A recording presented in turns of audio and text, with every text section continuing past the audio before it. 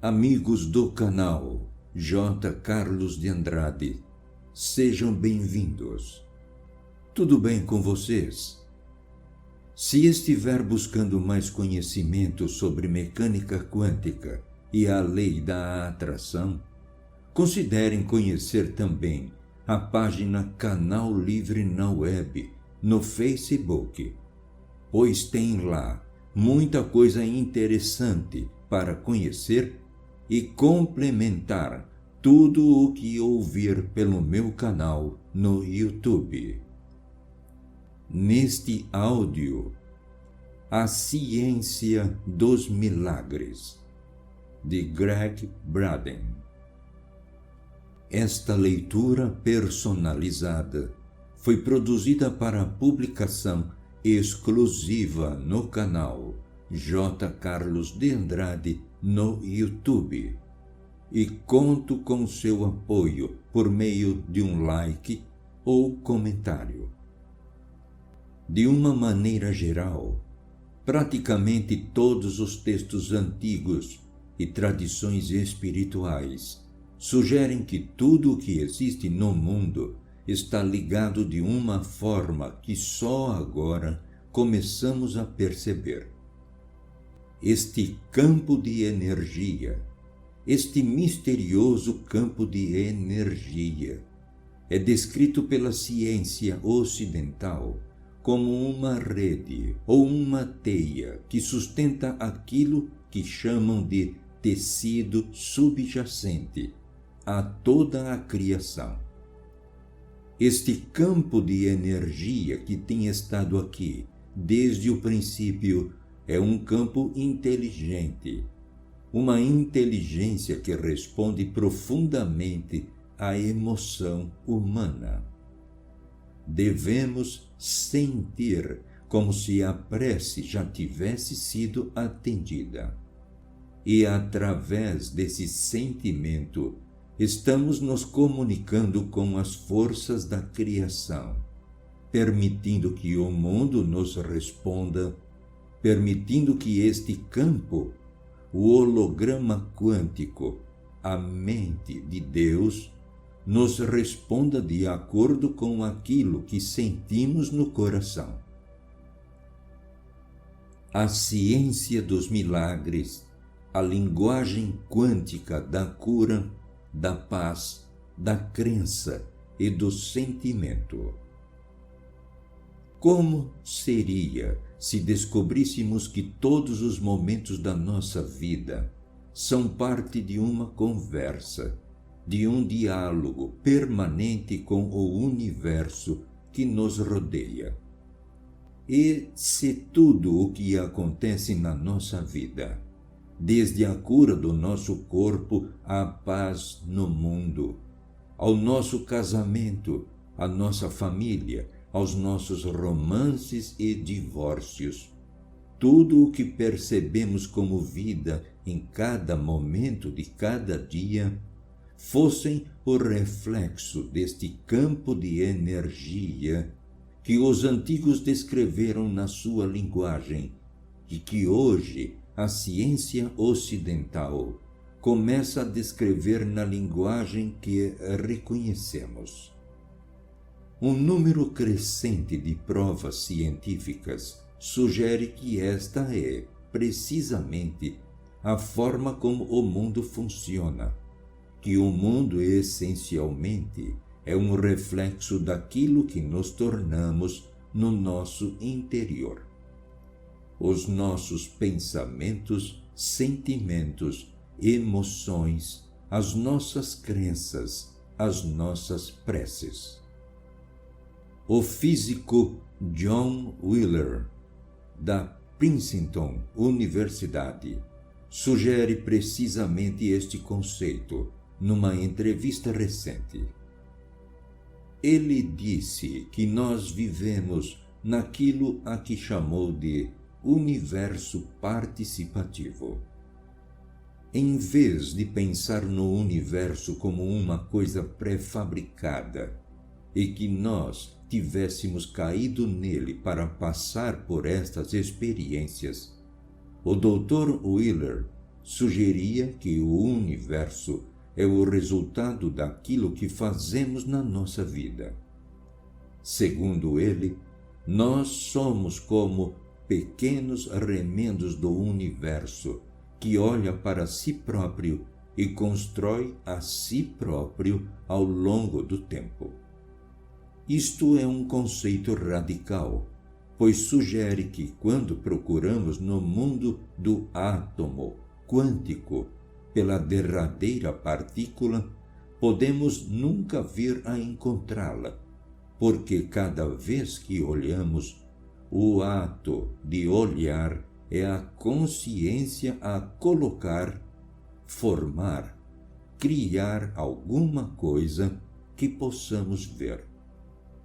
Quando procuramos na vasta dimensão do nosso universo, pelos limites do que chamamos criação, podemos nunca encontrá-los, pois o ato da consciência procurar é a força criadora que coloca alguma coisa no lugar. Um número crescente de provas científicas sugere que esta é, precisamente, a forma como o mundo funciona. O que vamos ver é que descobrimos, através de experiências feitas recentemente no século XX, que os antigos podem ter estado muito próximo de descrever precisamente a forma como o mundo funciona numa linguagem de outros tempos. Entre 1993 e 2000, realizaram-se uma série de experiências em instituições científicas e acadêmicas credenciadas que vieram corroborar os conceitos que os antigos tão claramente enunciaram na linguagem do seu tempo. 3 destas experiências representativas estão estremecendo as fundações de tudo o que se acredita na física sobre a forma como o mundo funciona. E estão sugerindo que nós estamos, de fato, ligados através deste campo de energia. A ideia de que possa existir uma essência permeável que una todas as coisas não é assim tão recente, mesmo no mundo científico. No final do século XIX, houve uma tremenda revolução espiritual que varreu o planeta e, nessa altura, houve um grande debate sobre se este campo existia realmente ou não, então chamado campo de éter. Em 1887, realizou-se uma famosa experiência para demonstrar de uma vez por todas se este campo existia ou não. Baseada nos resultados desta experiência, a física ocidental convenceu-se de que tudo o que acontece no mundo é discreto, separado e isolado. Coisas que parecem acontecer no mesmo instante são simples coincidências. O equivalente da famosa experiência de Michelson e Morley é: se for para fora do edifício em que se encontra neste momento, molhar um dedo, levantar a mão acima da sua cabeça e, neste momento, não sentir vento contra o seu dedo, concluir a partir daí que não existe ar à sua volta. Isto é o equivalente à experiência de Michelson e Morley. Eles acharam que se este campo existisse, deveria mover-se. e como não detectaram nenhum movimento quando fizeram o teste, concluíram que este campo não existia. Desde 1887 até o início dos anos 90 do século XX, toda a ciência ocidental baseava-se num princípio. O que acontece num local não tem nenhum efeito sobre o que acontece em outro. E agora sabemos que isto não é verdade em absoluto. Portanto, gostaria de partilhar 3 experiências que estão agitando completamente as bases da física ocidental. A primeira foi orientada pelo físico russo Vladimir Poponin, no início dos anos 90. Ele veio para os Estados Unidos para concluir a experiência. Ele queria estudar a relação entre o DNA humano e o material de que é feito o mundo, pequenas partículas de energia que chamamos fótons, pequenas partículas de luz, se preferir pensar assim. A experiência consistiu em utilizar um tubo de vidro, remover todo o ar de seu interior, criando aquilo que se conhece como vácuo, de maneira a que não houvesse nada dentro do tubo, apesar de sabermos que tinha ainda as partículas de luz. Então, o Poponin mediu as partículas para ver como ficaram distribuídas, se tinham se espalhado pelo interior do tubo ou se tinham se acumulado no fundo, para saber o que tinha acontecido. Os resultados desta parte da experiência não foram surpreendentes, uma vez que os fótons tinham ficado espalhados no tubo completamente ao acaso, e isto era o que eles esperavam. A parte seguinte da experiência é onde isto começa a ficar interessante. Eles introduziram DNA humano no tubo e, ao voltarem a medir os fótons, verificaram que o DNA tinha provocado um alinhamento dos fótons, ou seja, o DNA estava tendo um efeito direto no material de que é feito o mundo. Isto é precisamente o que as antigas tradições espirituais sempre disseram, que há algo dentro de nós que tem um efeito no mundo que nos rodeia. A experiência de Poponin, pela primeira vez nos tempos recentes, provou isto em condições de laboratório. Mas a parte seguinte da experiência é ainda mais interessante, porque eles descobriram que quando o DNA foi removido do tubo, seria de esperar que voltassem a ficar novamente distribuídos ao acaso, mas não foi isso que aconteceu.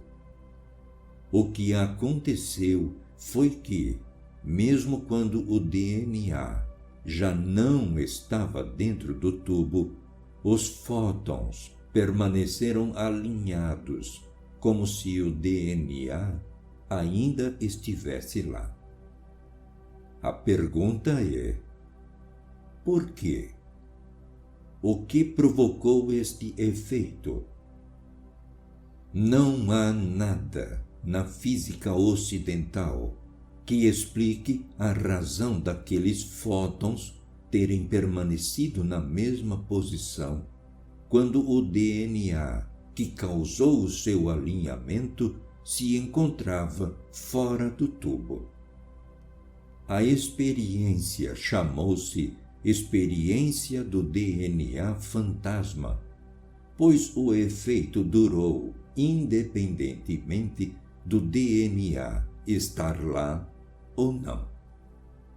O que esta primeira experiência nos diz é que o DNA humano comunica-se com o material de que é feito o mundo, com as partículas de energia que compõem toda a matéria, e comunica-se através de um campo que antes não era reconhecido. Os cientistas o chamaram novo campo, mas a minha impressão é que ele tem estado aqui desde sempre e nós simplesmente não o reconhecíamos.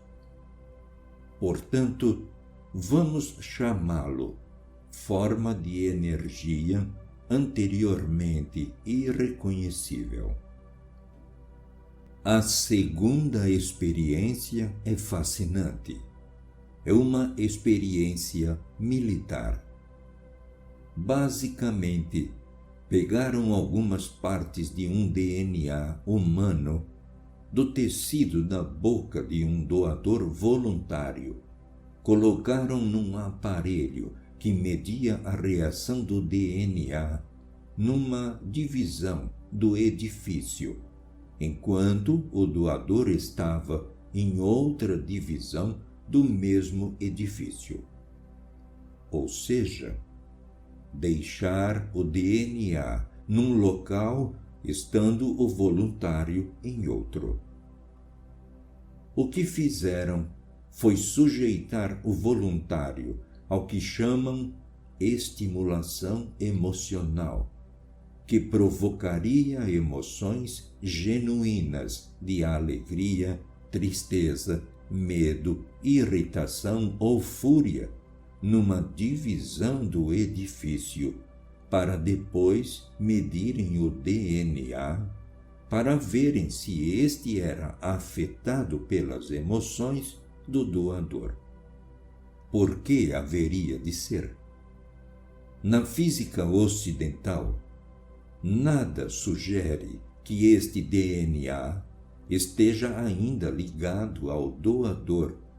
Isto por um lado.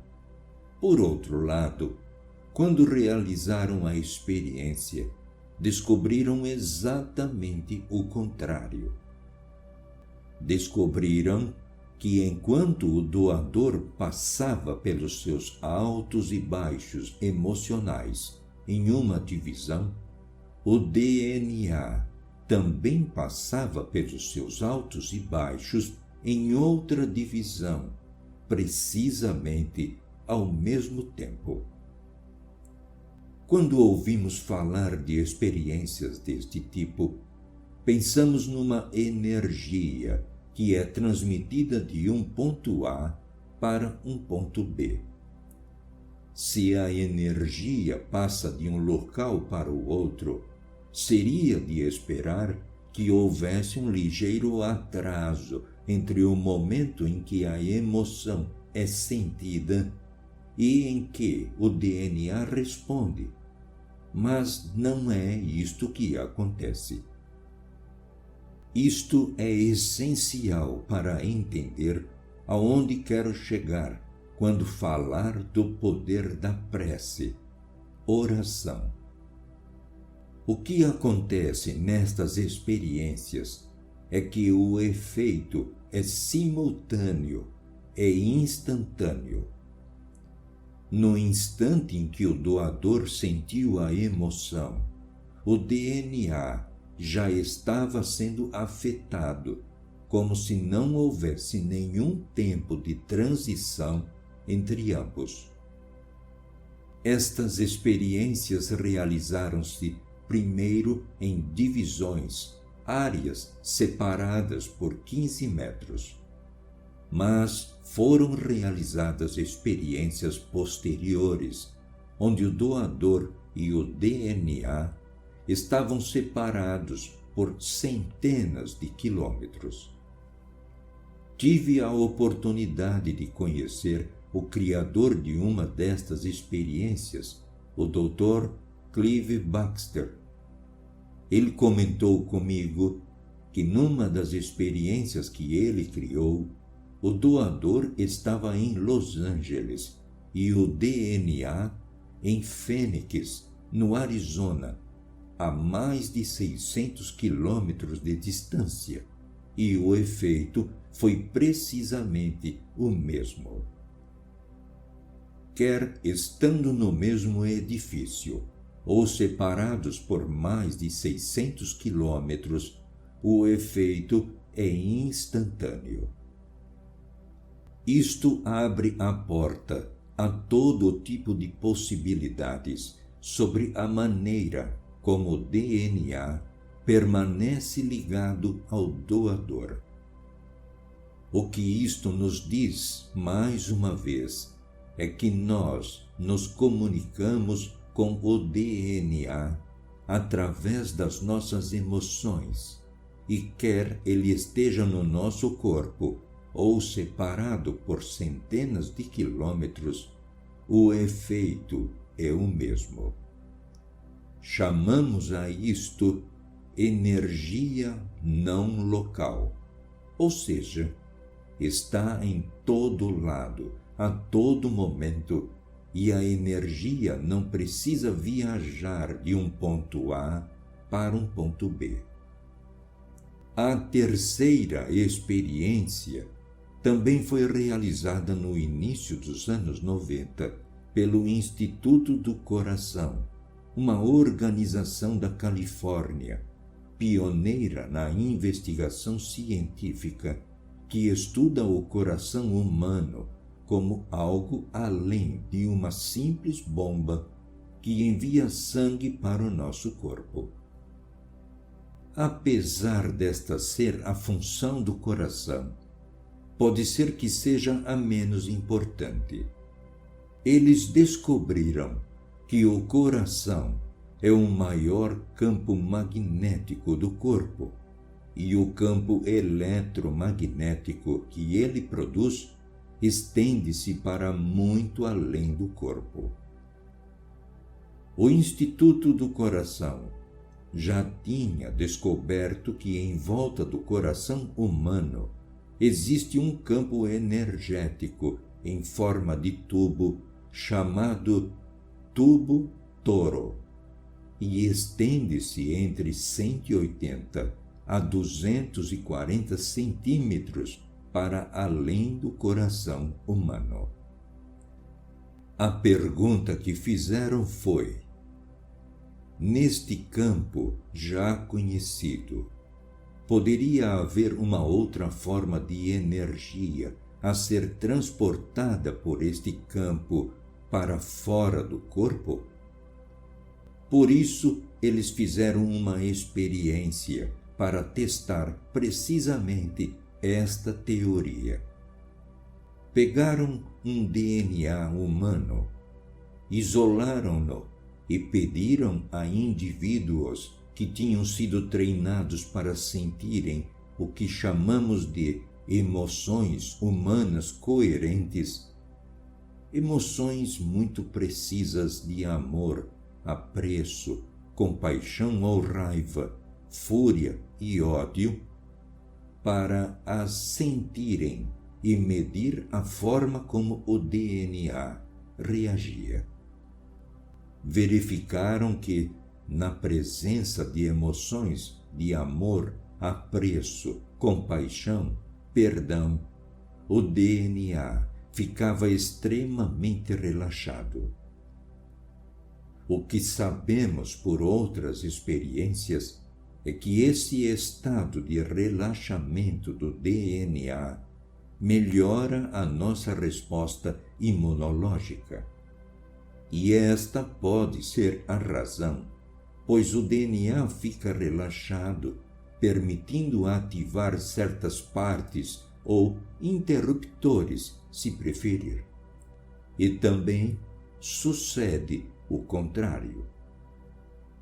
Na presença de raiva, fúria, ódio, inveja, o DNA se contrai, desativando esses pequenos interruptores, o que reduz a resposta imunológica, mas isto sabemos por intuição.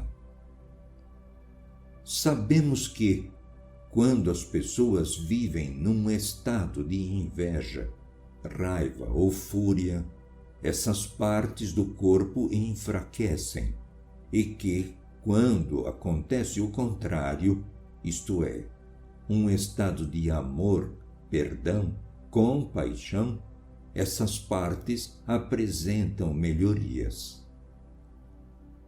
Agora, se acontecer pela primeira vez, estas experiências começam a nos ajudar a perceber a razão.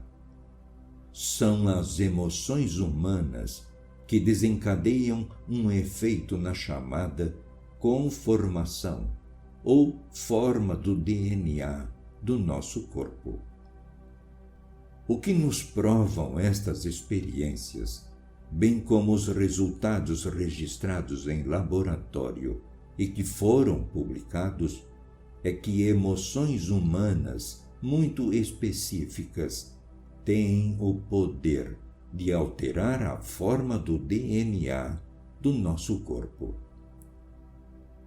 Isto é uma coisa fantástica, porque quando solicitados, quando escolhemos exteriorizar um tipo de sentimento muito específico de dentro do nosso corpo, temos o poder de alterar o modo como o DNA funciona no nosso corpo.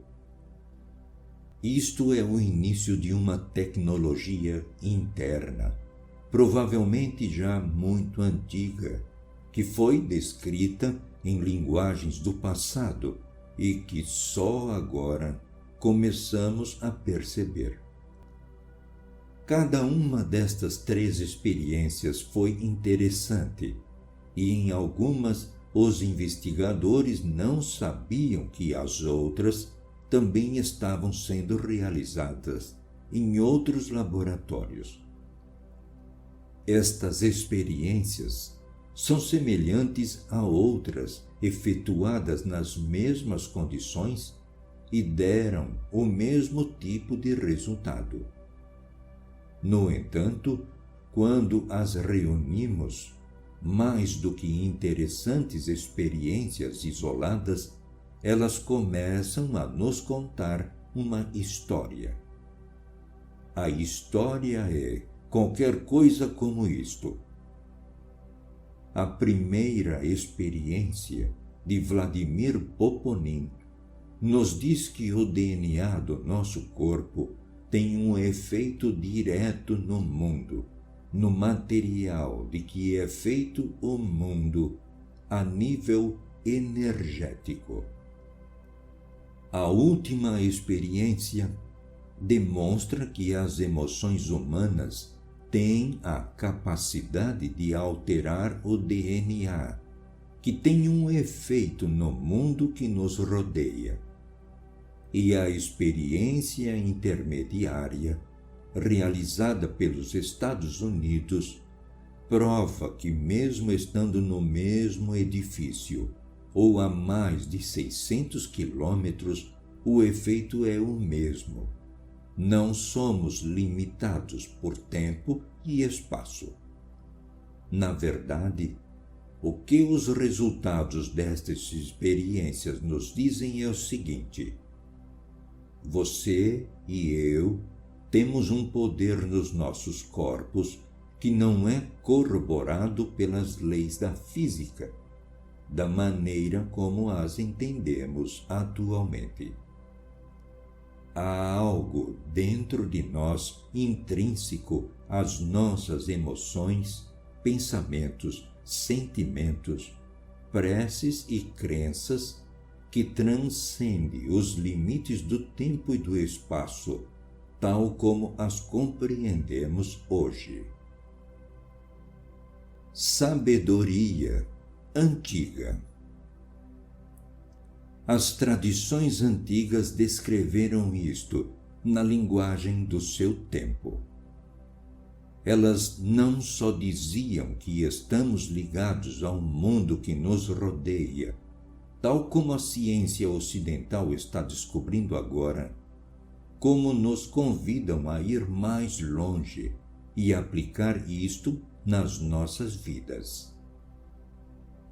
Esta leitura personalizada foi produzida para publicação exclusiva no canal J. Carlos de Andrade no YouTube e conto com seu apoio por meio de um like ou comentário. Deixaram-nos instruções muito claras, ensinando a maneira de utilizar este poder, esta tecnologia que está dentro de nós para que pudéssemos mudar o mundo, curar o nosso corpo, trazer a paz às nossas famílias e comunidades e coletivamente, à medida que mais pessoas se juntarem a estes princípios, também podem trazer a paz entre as nações. Eu vou partilhar alguns dos estudos que foram feitos e que descrevem precisamente como isto começa a funcionar. Uma das perguntas que me fazem frequentemente acerca deste tema é: se estas relações existem mesmo, por que razão as desconhecemos atualmente? Por que é que a ciência ocidental não compreende estes princípios? Por que é que só agora os estamos descobrindo? Bem, as respostas a estas perguntas começam por compreender que a forma como vemos o mundo hoje, o nosso conhecimento, faz parte de um elo de sabedoria que nos une ao nosso passado. E sabemos que este elo que nos une aos nossos antepassados foi quebrado por pelo menos 2 vezes na história conhecida. Em 2 momentos da história conhecida, ocorreram eventos que levaram à perda de informação, incluindo sobre aquilo que estamos discutindo agora. O primeiro momento foi a destruição da Biblioteca de Alexandria no século IV. Embora não saibamos ao certo o que se encontrava naquela biblioteca, sabemos que os historiadores romanos catalogaram um grande volume de informações em rolos, que era onde se escrevia a informação naquele tempo. O historiador romano Calímaco, por exemplo, catalogou mais de 536 mil rolos na grande biblioteca de Alexandria antes de ter sido incendiada, e muitos eram muito antigos, já naquela altura, no século IV. Sabemos que os rolos continham alguns dos documentos mais antigos das antigas tradições hebraicas, egípcias, de conhecimentos astronômicos, médicos, grande parte da sabedoria que tinha sido transmitida milhares de anos antes e que descrevia a nossa relação com o mundo, com os outros e talvez com algo ainda maior. Quando aquela biblioteca ardeu, percebemos que tinham se perdido grandes quantidades de informação. O segundo momento foi com as edições dos textos bíblicos, também no século IV, por volta do ano 325 DC. Foi durante este período das primeiras tradições cristãs que o imperador Constantino reuniu um conselho e neste tempo não havia nenhum texto bíblico compilado da maneira como o vemos hoje. Era uma mistura de simbologia. Muitos dos textos eram redundantes, alguns com uma escrita pouco perceptível, e muito pouca gente tinha acesso a este material. Constantino, numa tentativa de torná-lo mais acessível ao grande público, reuniu um conselho dentro da igreja para pedir algumas recomendações sobre o que deveriam incluir e excluir, como deveriam organizar este material. O resultado disso é aquilo que hoje conhecemos por textos bíblicos ocidentais, por Bíblia. Sabemos que pelo menos 20 livros foram completamente removidos. Entre 20 a 25 foram tremendamente modificados e os textos restantes foram condensados e reorganizados naquilo que hoje é o nosso texto bíblico. Por isso, por melhor que seja a Bíblia de hoje, mesmo os seus maiores investigadores admitem, sem reservas, que ela está incompleta. Sabemos isto porque encontramos estes documentos em locais como os manuscritos do Mar Morto. É por isso que são controversos. Encontramos os manuscritos e pela primeira vez pudemos ver muitos destes livros no seu formato original, e muitos não tinham sido vistos durante 1700 anos.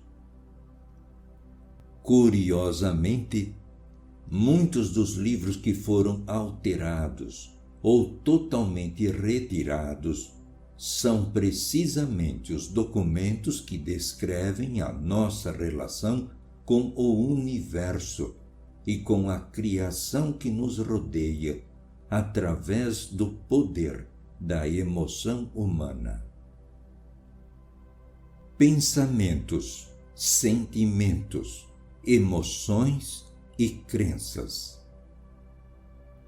Portanto, agora que a ciência começa a nos dizer, na sua linguagem, o que as antigas tradições espirituais demonstraram, à sua maneira, em textos e documentos que referem como funcionam estes princípios, a pergunta que se faz é: como aplicá-los nas nossas vidas?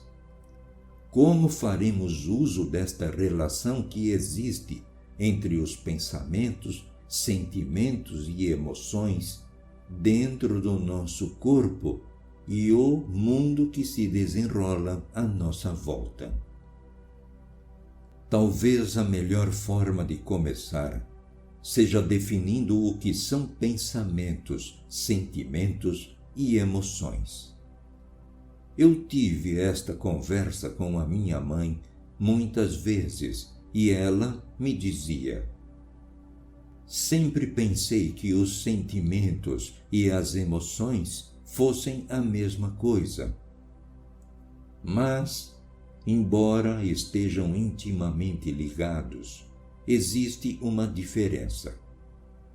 Se pensarmos nos antigos esquemas dos centros de energia do nosso corpo, isto é, os chakras, verificamos que os 3 chakras inferiores estão associados ao chamado poder da emoção humana.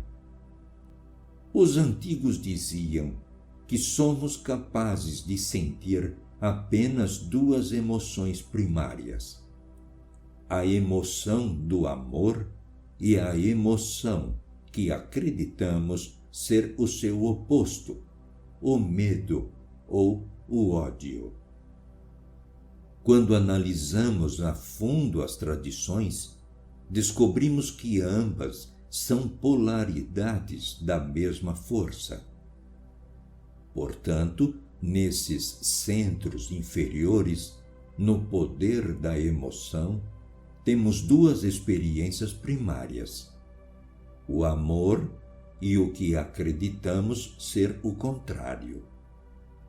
Isto é um poder, uma força que nos orienta no curso da nossa vida, que derruba as paredes e elimina as barreiras que existem entre nós e aquilo que mais desejamos nas nossas vidas. Mas a emoção é dispersa e precisa ser focada. Pode pensar nisto como um poder. As pessoas que vivem estritamente nas suas emoções têm vidas, por vezes, um pouco caóticas. As emoções precisam ser focadas, e é aqui onde entra o poder do pensamento ou da lógica, que está associado aos centros energéticos superiores do nosso corpo. É o pensamento que focaliza ou direciona as emoções. Em outras palavras, quando pensamos numa coisa, num dia chuvoso, por exemplo, lançamos nesse pensamento o poder da emoção, quer seja de amor por este dia chuvoso ou de medo pelo que nos possa trazer esse dia chuvoso. Quando fazemos isso, quando unimos o poder da emoção com a direção do pensamento, criamos um sentimento. Então, sentimento, por definição, é a união da emoção e do pensamento.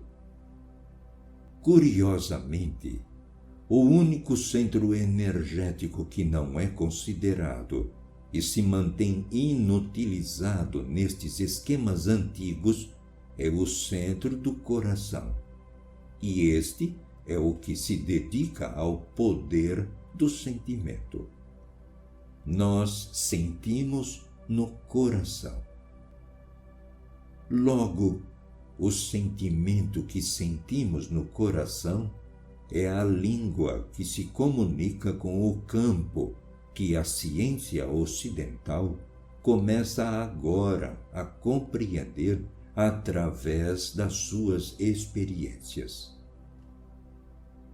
O poder do sentimento humano é a língua que abre a porta para as possibilidades daquilo que criamos no mundo. Os cientistas de hoje, quando se referem a este campo, como se trata de uma ideia muito recente, ainda não chegaram a um termo consensual. Alguns chamam-lhe holograma quântico, outros a mente da natureza, como o Dr. Ed Mitchell, antigo astronauta da missão Apollo. Cientistas como Stephen Hawking chamam-lhe mente de Deus. Aparentemente, são vários os nomes, mas todos eles se referem ao mesmo campo, que descrevem como uma teia ou rede que sustenta o tecido que une todas as coisas. E é com este tecido, esta teia, esta rede que nos comunicamos através dos sentimentos dos nossos corpos e dos nossos corações. As tradições antigas não só reconhecem esta relação, como nos desafiam a ir mais longe, deixando-nos instruções específicas para aplicá-la nas nossas vidas. No final dos anos 80, eu trabalhava como engenheiro numa empresa aeroespacial e comecei a explorar estes conceitos, a investigar o mundo ao redor para perceber a história daqueles que nos antecederam. Foi essa reflexão que me levou a alguns dos lugares mais incríveis do mundo, desde templos do Egito aos montes dos Andes, na Bolívia e no Peru, à Índia, ao Nepal, às regiões montanhosas da China Central, ao Tibete, até ao deserto do sudoeste americano, procurando informações e pistas que me ajudassem a perceber a nossa relação com o mundo e como usar este poder do sentimento, este poder que fala a mesma língua do mundo à nossa volta. Portanto, como engenheiro, comecei a estudar os princípios dos que viveram antes de nós e a informação que nos haviam deixado para podermos compreender a nossa relação com o mundo que nos rodeia e esta tecnologia antiga a que hoje chamamos prece. O que pensei foi que este tipo de informação estaria melhor conservada nos locais que tivessem sido menos perturbados pela civilização ocidental. Esta ideia levou-me a uma viagem pela primeira vez, em 1998, pelas regiões montanhosas da China Central até o Tibete, onde tive a oportunidade de visitar 12 mosteiros e 2 conventos, me comunicando através de tradutores com aqueles que realmente vivem estes princípios nas suas vidas. Esta é a vantagem de ir ao Tibete, uma cultura viva. Podíamos ir a templos no Egito ou aos templos maias de Yucatán, mas por mais fascinantes que sejam, por mais informações que guardem, as culturas que deixaram esse tipo de informações já não existem. Portanto, na melhor das hipóteses, iríamos especular sobre aquilo que nos queriam contar. Mas, se formos a um mosteiro do Tibete, podemos falar com as pessoas que ali vivem e perguntar-lhes: quando vemos as vossas orações no exterior, o que acontece no vosso interior? O que acontece ao vosso corpo? Em que é que pensam? O que é que sentem? O que é que dizem? Foi no Tibete que tive a oportunidade de conhecer o abade de um dos mosteiros e lhe perguntei, através do tradutor, o mesmo que tinha perguntado em todos os mosteiros a todos os monges, e a sua resposta foi tão clara. Eu perguntei-lhe: quando vemos as vossas preces durante 12, 14 e 16 horas por dia, e quando vemos as mudras, os mantras, os sinos, as taças, os gongos, os carrilhões e os cânticos que usam nas vossas preces durante tanto tempo no exterior, o que é que fazem por dentro? O que é que acontece no interior? E o abade olhou para mim. E eu gosto de pensar que ele sorriu para mim. Mas, na verdade, ele riu de mim, porque ele disse pelo tradutor: Tu nunca vês as nossas preces, porque uma prece não se consegue ver. Aquilo que viste são as coisas que fazemos para gerar o sentimento nos nossos corpos, e o sentimento é a prece.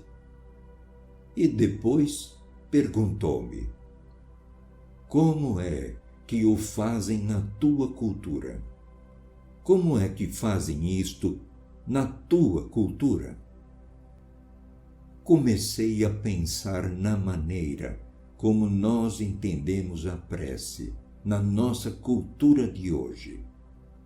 Ao perdermos os textos que descreviam como era o poder da emoção e do sentimento, começamos a acreditar que as preces são só as palavras, que se disséssemos as palavras certas, o número de vezes correto, no dia certo do ano, na hora certa do dia, estaríamos enviando uma prece. Por melhores intenções que possam ter essas preces, o que sabemos é que existe uma forma de prece que nos leva muito além de onde as simples ofertas de palavras nos levam. As 5 formas de prece. Os investigadores de preces do Ocidente de hoje identificam 5 formas de prece. Eles dizem que, quando oramos no Ocidente, usamos uma ou mais combinações destas 4 formas de prece. A primeira é uma prece informal, a chamada prece coloquial. Tinha um amigo meu que vivia em São Francisco, que dizia esta prece informal cada sexta-feira, quando ia do trabalho para casa na autoestrada.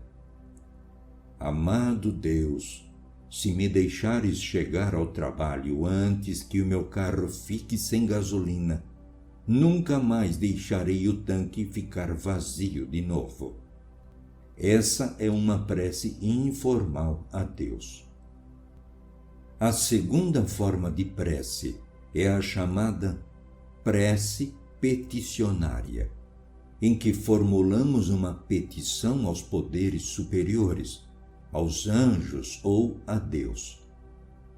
Amado Deus, eu reclamo o direito de curar e de ser curado agora e em qualquer manifestação no presente, passado e futuro. Este seria um exemplo de prece peticionária.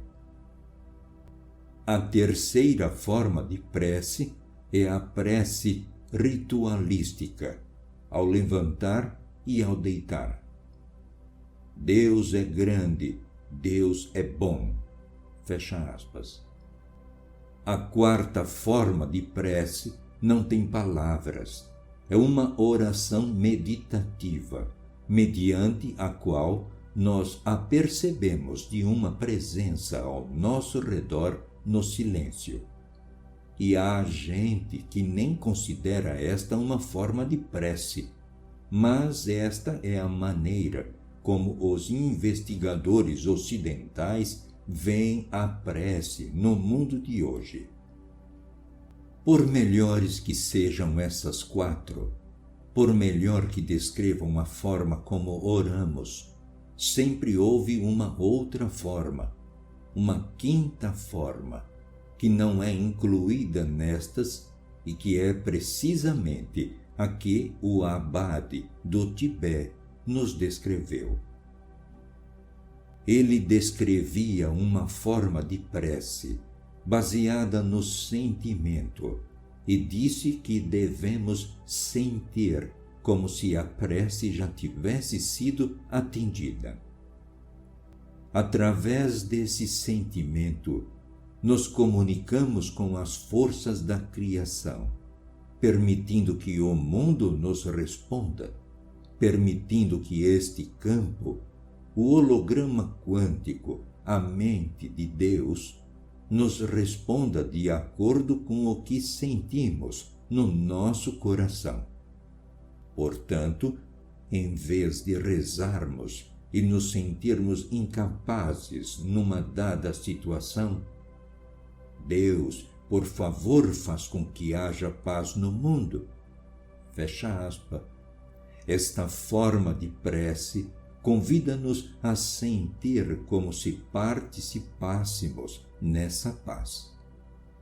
Isso era o que sugeria John Wheeler, que nós somos parte de tudo aquilo que vemos e que, ao sentirmos a paz no mundo ou a cura no corpo dos nossos entes queridos, estamos, na verdade, habilitando o campo a refletir esse sentimento, de maneira a produzirmos essas mudanças nas nossas vidas e no mundo. Isto foi precisamente o que o Abade nos disse no mosteiro do Tibete. No início dos anos 90, tive a oportunidade de ver esta forma de prece baseada no sentimento em ação, numa situação em tempo real. Gostaria de partilhar a história, porque creio que é a melhor descrição da aplicação deste conceito meio ambíguo de prece baseada no sentimento.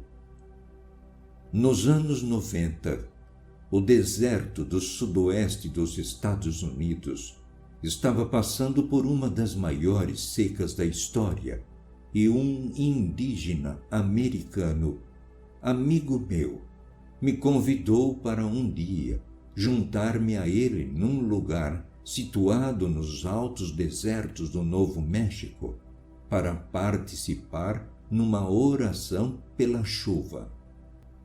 Nem precisou insistir e eu disse logo: com certeza, adoraria participar e ver que oração é esta. Então nos encontramos no local onde tínhamos combinado. Caminhamos por um belo monte no deserto, com vários quilômetros quadrados, até que chegamos a um local que era tão antigo que nem mesmo as populações de hoje sabem quem o construiu. Era basicamente um círculo de pedras, e cada pedra estava colocada tal como os antepassados as tinham deixado há muito tempo. Foi neste local que o meu amigo começou a sua oração. O que ele fez foi tirar os sapatos e caminhar para dentro do círculo com os pés descalços. Venerou todos os seus antepassados, dizendo apenas: todos os meus antepassados. Venerou as 4 direções, virou-se de costas para mim, manteve as mãos numa posição de prece apenas por alguns segundos. Depois virou-se, olhou para mim e disse: estou com fome, vamos comer qualquer coisa? E eu disse: pensei que íamos participar nesta prece, que ia rezar para que chova. Ele olhou para mim e disse: não, se rezarmos para chover, nunca choverá. Porque quando rezas para que algo aconteça, estás admitindo que não existe esse momento. Fiquei pensando no que ele me disse e achei que fazia bastante sentido. Se eu disser: Deus, por favor, faz com que haja paz no mundo, o que estou dizendo é que nesse momento a paz não existe. Posso estar inconscientemente fortalecendo a condição que quero mudar, e o mesmo com a cura do meu corpo e do corpo dos meus entes queridos. Perguntei ao meu amigo: se não rezaste para que chovesse, então o que acabaste de fazer? O que é que aconteceu quando fechaste os olhos e te virastes de costas para mim durante aqueles instantes? E ele me disse: quando fechei os olhos, comecei a sentir aquilo que sinto quando chove na nossa aldeia. Senti o cheiro de quando a chuva escorre pelas paredes das nossas casas. Senti o que sinto quando ando com os pés descalços na lama, e a chuva é tanta que forma imensa lama. Desta forma, eu abri a porta à possibilidade de chover na nossa terra. Fecha aspas. Eu fiquei pensando bastante nesta forma de prece. Pouco depois, nesta mesma tarde, aconteceu algo incrível. Eu estava vendo os mapas meteorológicos e a seca, que tinha durado tanto tempo, mudou de repente. Vimos o sistema de alta pressão deslocando-se por Utah, descendo pelo Colorado e pelo norte do Novo México, fazendo um pequeno movimento em forma de U e voltando a subir. Tivemos chuva nessa noite. Choveu nessa noite e na seguinte. Choveu e muito. Liguei ao meu amigo e lhe perguntei: está chovendo muito? Os vales e os caminhos estão inundados? O que é que se passa? Ele ficou calado por um momento e disse: essa é a parte da prece que nunca percebi muito bem. Não tenho nenhuma maneira de provar cientificamente que a prece do meu amigo teve alguma coisa a ver com aquela chuva, mas as correlações são tão altas, vemos isto acontecer tantas vezes, que sabemos que há um efeito. Em 1972, 24 cidades dos Estados Unidos foram usadas para se realizar uma experiência, onde pessoas foram treinadas para sentirem paz de uma maneira muito específica. Foram distribuídas estrategicamente nestas cidades, as quais tinham uma população superior a 10.000 habitantes cada. Isto ficou documentado em vários estudos bem conhecidos no início dos anos 70. O que aconteceu foi que durante o período em que as pessoas sentiram paz nas comunidades dos arredores, fora dos edifícios onde estavam fazendo essa experiência, registrou-se estatisticamente um decréscimo significativo do crime, de crimes violentos contra pessoas. Os acidentes de trânsito diminuíram. Em cidades como Chicago, as trocas na bolsa subiram enquanto se realizou a experiência. Quando terminaram as suas preces, todas estas estatísticas se inverteram. Eles repetiram tantas vezes a experiência que o efeito pôde ser medido e aplicado numa experiência ainda maior, que foi documentada pelo Journal of Conflict Resolution em 1988. A esta experiência chamou-se Projeto Internacional de Paz no Médio Oriente. O que aconteceu durante a guerra israelo-libanesa, no início dos anos 80, como resultado destes estudos anteriores, foi que pessoas treinadas para sentirem paz foram distribuídas pelas localidades que estavam em guerra, em Israel e no Líbano. Durante o período que os investigadores chamaram de Janela da Prece, em que as pessoas treinadas sentiram paz nos seus corações, as atividades terroristas caíram para zero. Os crimes contra as populações decresceram. As emergências nos hospitais diminuíram. Tentaram fazer essas experiências em diferentes momentos do dia e em diferentes dias da semana para certificarem-se de que não era o efeito de apenas algumas semanas, fins de semana ou de férias em diferentes dias do mês, para terem a certeza que não eram os ciclos da lua que influenciavam as pessoas. Embora não saibamos ao certo por que razão este efeito ocorre desta maneira, as correlações são muito altas.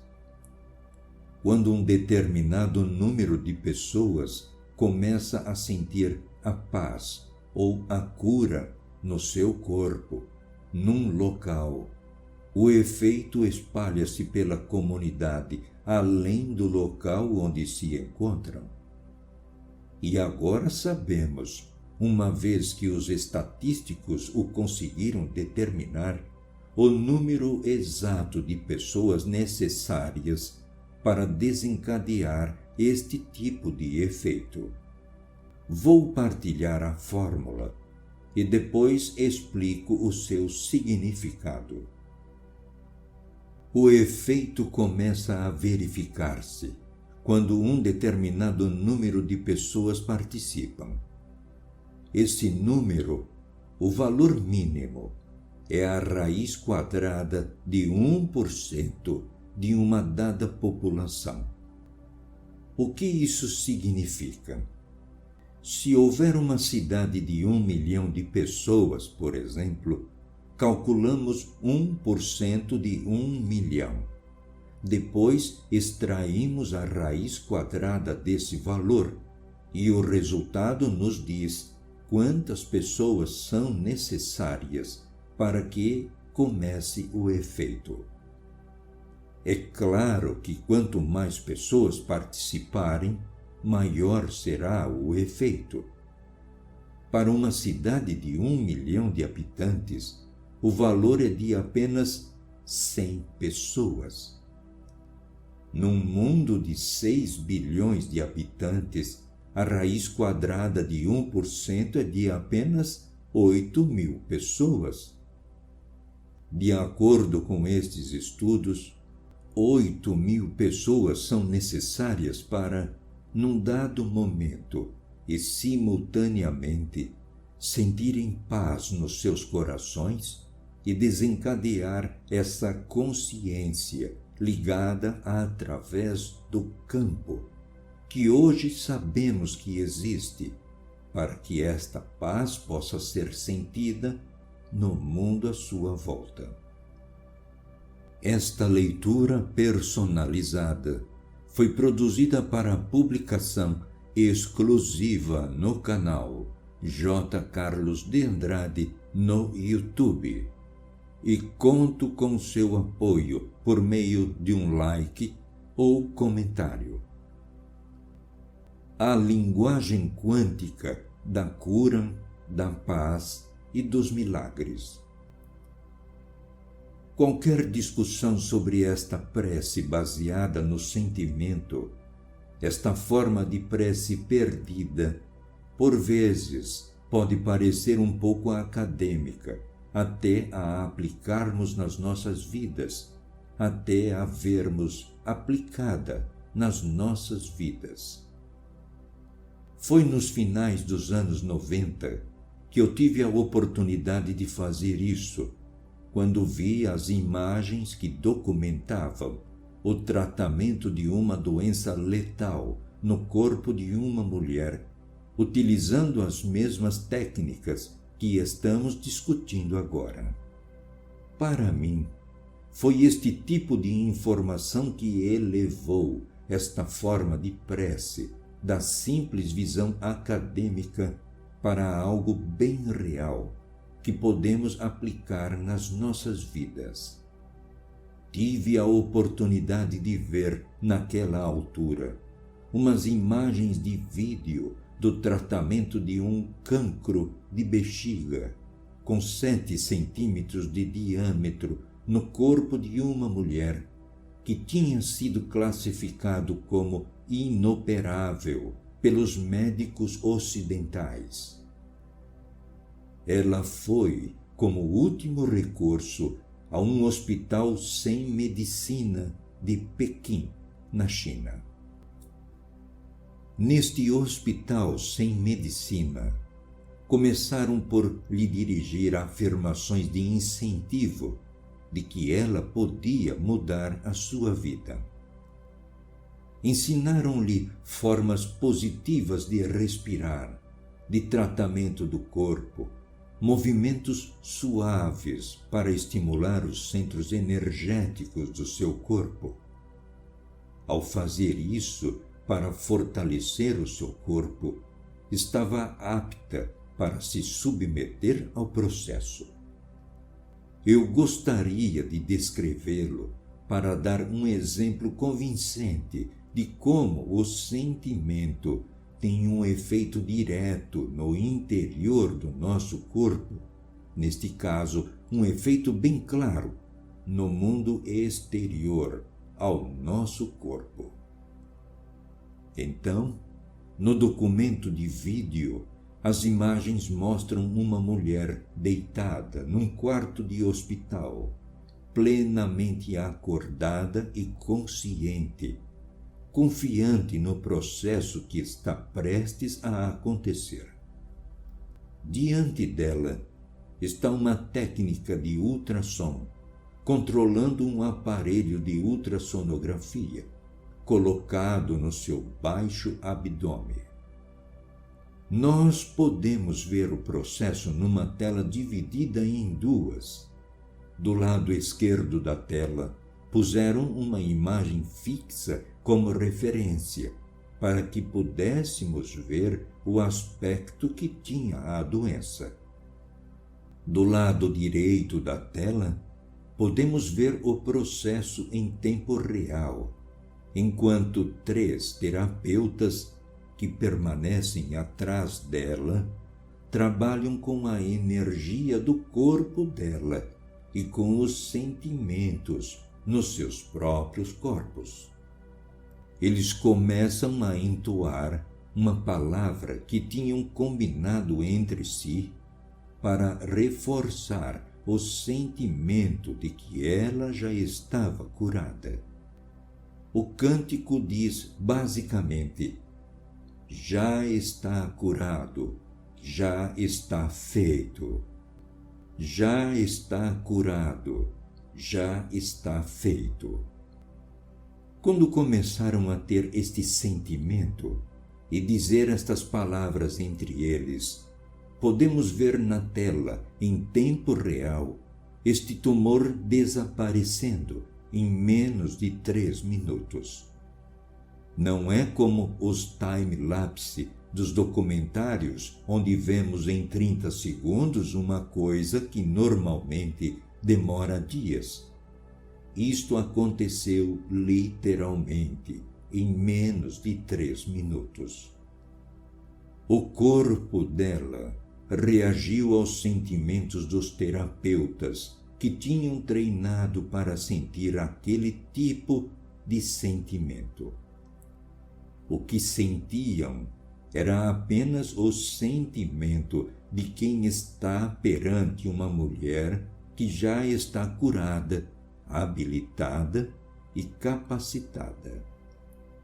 Eles não a viram como uma mulher doente, nem disseram: maldito cancro, desapareça. É uma maneira de pensar muito diferente. É um exemplo que ilustra bem como funciona este princípio. Tive a oportunidade de falar com o Sr. Luke Chan, que criou este filme, e lhe perguntei: e se aqueles 3 terapeutas não estivessem lá? Poderia a mulher ou qualquer um de nós fazer isto por si mesmo? Ele sorriu quando lhe fiz a pergunta e disse: há uma grande probabilidade de que pudesse tê-lo feito por si mesmo. No entanto, nós, humanos, parecemos ter a particularidade de nos sentirmos mais fortes quando apoiados por outros, naquilo em que acreditamos e queremos alcançar. Por isso, ainda que ela pudesse ter tido o sentimento e curar-se sozinha, a presença dos 3 terapeutas que trabalharam com ela foi um incentivo que fez com que o seu corpo reagisse. Tudo o que fizeram foi sentirem-se como se ela já estivesse curada, e em menos de 3 minutos o seu corpo reagiu. O que a física ocidental começa agora a nos dizer é que a mesma energia, o mesmo campo que levou à cura do corpo desta mulher, também leva à paz entre as nações. É a mesma coisa numa escala diferente, com o mesmo princípio. Eu participei em experiências onde centenas de milhares de pessoas se juntaram através da internet, orientados por nós, onde, numa determinada hora, nos preparamos para sentir paz no nosso corpo. Quando o fizemos, estatisticamente, os conflitos armados no mundo e os bombardeamentos no Iraque que estavam previstos foram contrariados durante a janela de tempo em que esta prece ocorreu. Os crimes contra as populações diminuíram, as emergências dos hospitais decresceram. Houve um projeto de investigação na Universidade de Princeton que documentou em computador o campo da consciência a nível mundial enquanto estas preces decorreram. Viram um pequeno pico na tela que indicava que a consciência estava reagindo a centenas de milhares que sentiram paz naquele momento. O que isto nos diz é que o campo com que estávamos trabalhando é mensurável. Podemos registrá-lo com equipamento e medi-lo numa tela de computador. Isto fez parte do projeto de investigação da Universidade de Princeton, chamado Projeto da Consciência Global. Portanto, o campo é real. Ele existe e nos responde de uma forma que só agora começamos a perceber. Ainda mais recentemente, a investigação feita pelo cientista Masaru Emoto sobre a relação entre a emoção humana e as gotas de água mostrou esta relação de forma ainda mais clara. O que aconteceu foi que este cientista, este projeto em particular, descobriu que a água, que constitui 70% do nosso mundo e do nosso corpo, reage à emoção, quer seja sentida no corpo, quer seja escrita em etiquetas com o nome da emoção que o investigador sentiu enquanto escreveu e colocadas nos frascos. Esses frascos foram depois congelados por um determinado período de tempo, e quando foram retirados do processo de congelamento, a água que continham começou a descongelar e cristalizou. Os cristais são sinais reveladores do que se passou com a emoção. Por exemplo, eles pegaram uma água extremamente poluída e contaminada de alguns dos diques mais poluídos do centro do Japão. Esta água nunca tinha chegado a cristalizar porque não consegue. Se observar num microscópio, verá que fica com uma forma muito turva, muito nebulosa, sem simetria e sem qualquer estrutura de cristal antes da emoção ser aplicada. Mas, depois da emoção ter sido aplicada, por exemplo, quando 500 pessoas rezaram sobre aquela água poluída, a imagem anterior mostrava a água no seu estado tóxico. Já a imagem posterior mostra a mesma água com uma forma muito bonita, limpa e cristalina, perfeitamente simétrica, simplesmente pelo resultado da emoção humana interagindo com esta água. Em outras experiências, foram usadas famílias, crianças e seus pais, que cercaram frascos que continham água que nunca tinha se cristalizado. Era novamente água muito poluída e tóxica. O que fizeram foi um jogo, no qual as crianças enviaram amor para a água, dizendo: "Nós te adoramos, água. Nós gostamos de você. Obrigado por tudo aquilo que produzes no mundo e nas nossas vidas." Fecha aspas. E nesta inocência, elas expressavam um estado emocional genuíno. No decorrer da experiência, precisamente nos frascos que tinham recebido esta energia das crianças e das famílias, que corresponde ao que os antigos chamavam oração, a água começou a cristalizar-se em bonitas formas simétricas muito claras.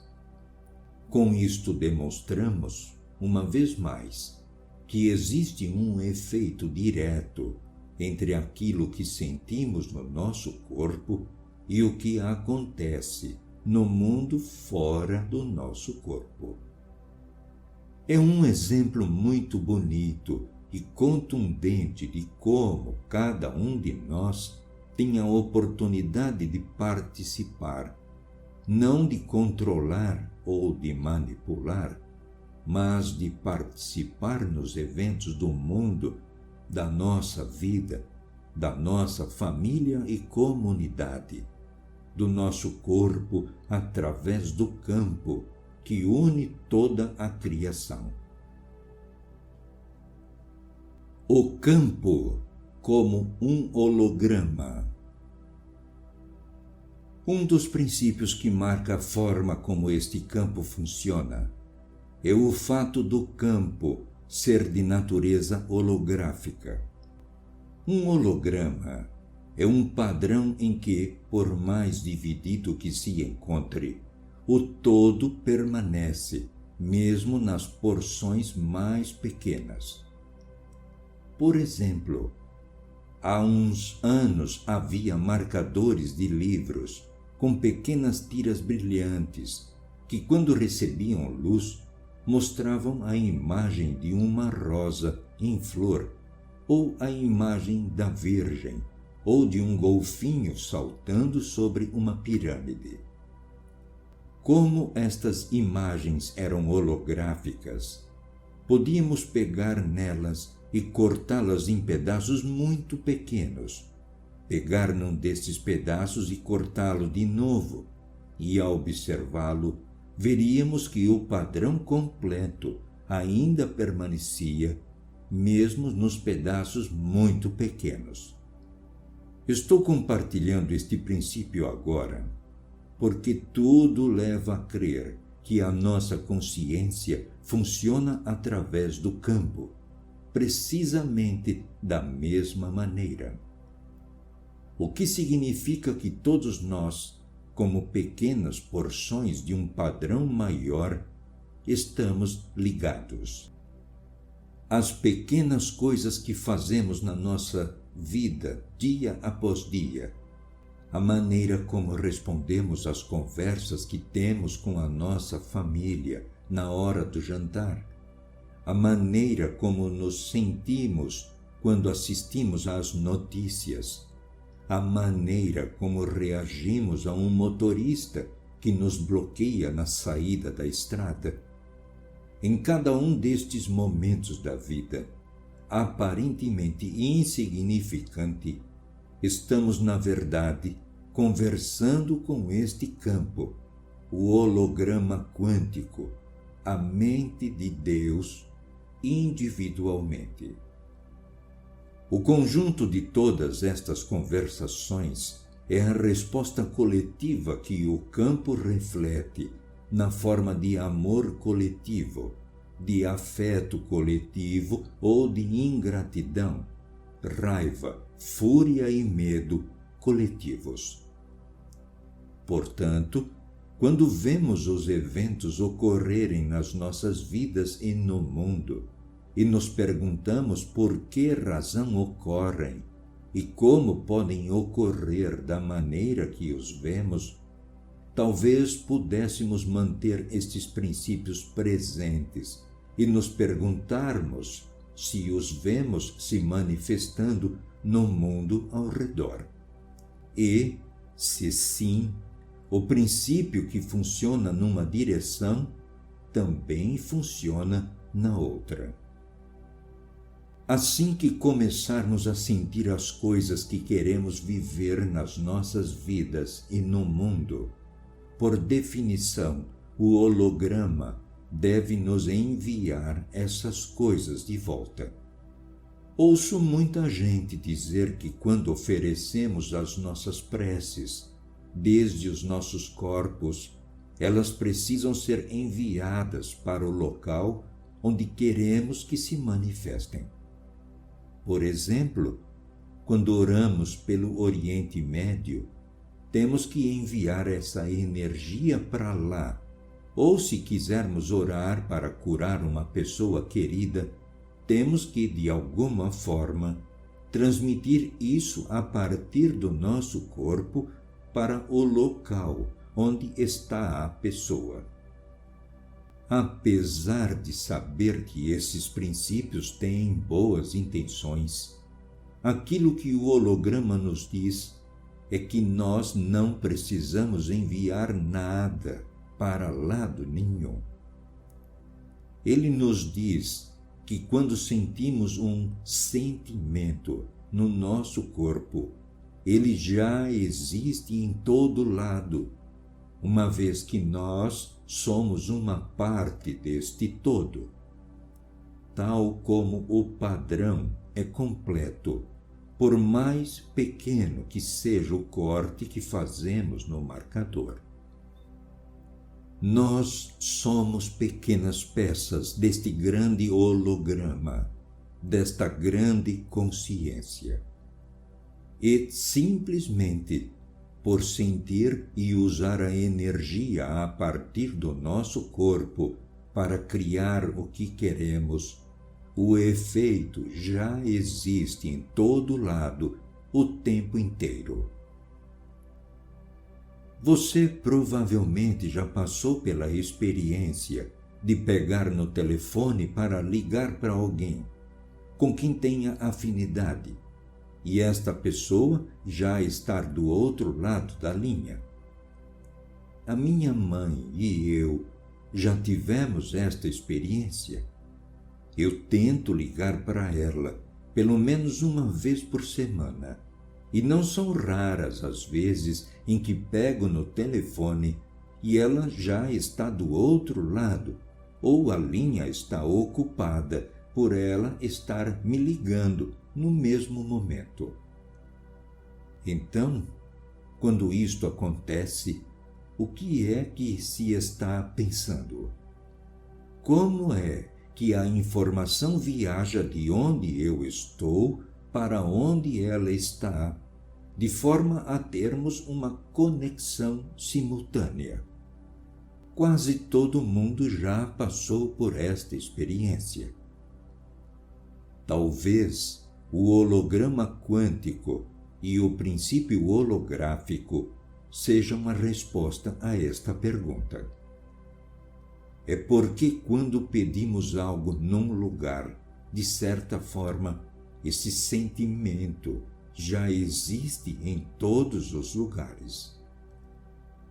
Se conseguirmos focar esse sentimento no nosso corpo e senti-lo com clareza no coração, em vez de apenas pensá-lo na mente, teremos a oportunidade de produzir as mesmas curas que vimos no hospital chinês, de levar o efeito que sentimos no nosso corpo a manifestar-se no mundo à nossa volta.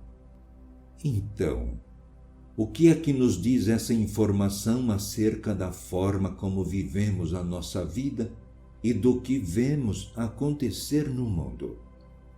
Bom, no mínimo, nos diz que existe alguma coisa, existe um campo, uma inteligência viva que une tudo o que existe na criação, sem excluir nada.